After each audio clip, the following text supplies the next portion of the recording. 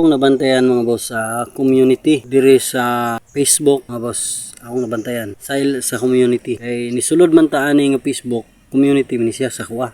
Sa ako nga part community. Nisud ta ani nga community ug akong nabantayan mga dako sa kalainan mga dakog kalainan. Sa una karon ngano kaingon ko mga boss. 2022 nag-reels na ko mga boss. Nag-reels na ko siya.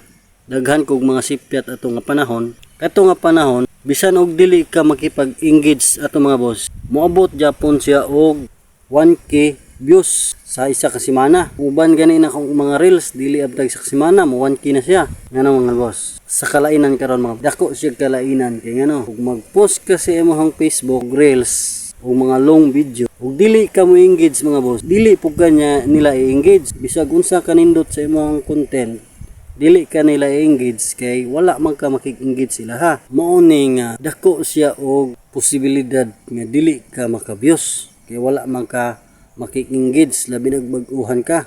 Gawas atong mga kuan. Ug sa kuan ba nga bati kang direktor. Mao na sa pagkakaron mga boss ug nag-post bitaw ka na nindot imong content ayaw i-expect nga mudaghan ang views.